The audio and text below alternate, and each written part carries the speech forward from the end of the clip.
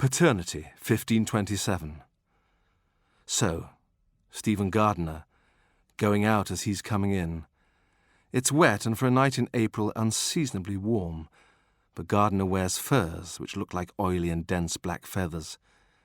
He stands now, ruffling them, gathering his clothes about his tall, straight person like black angels' wings. Late, Master Stephen says unpleasantly. He is bland. Me or your good self? You. He waits. Drunks on the river. The boatmen say it's the eve of one of their patron saints. Did you offer a prayer to her?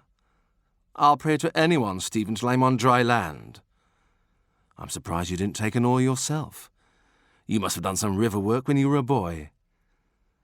Stephen sings always on one note. Your reprobate father, your low birth. Stephen is supposedly some sort of semi-royal by blow, brought up for payment, discreetly as their own, by discreet people in a small town. They are wool trade people whom Master Stephen resents and wishes to forget. And since he himself knows everybody in the wool trade, he knows too much about his past for Stephen's comfort. The poor orphan boy. Master Stephen resents everything about his own situation. He resents that he's the king's unacknowledged cousin. He resents that he was put into the church, though the church has done well by him. He resents the fact that someone else has late-night talks with the cardinal, to whom he is confidential secretary.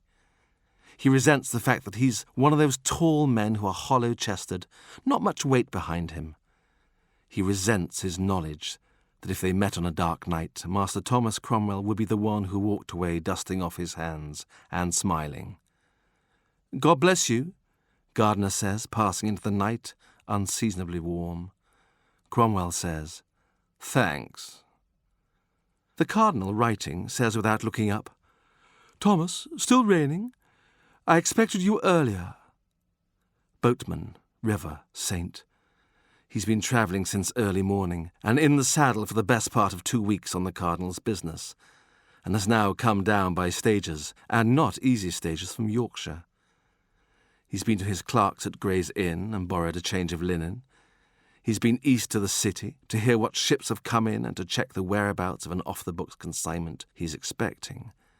But he hasn't eaten, and hasn't been home yet. The cardinal rises. He opens the door, speaks to his hovering servants. Cherries? What, no cherries? April, you say? Only April? We shall have sore work to placate my guest, then. He sighs. Bring what you have. But it will never do, you know. Why am I so ill-served? Then the whole room is in motion. Food, wine, fire built up. A man takes his wet outer garments with a solicitous murmur. All the cardinal's household servants are like this, comfortable, soft-footed, and kept permanently apologetic and teased. And all the cardinal's visitors are treated in the same way.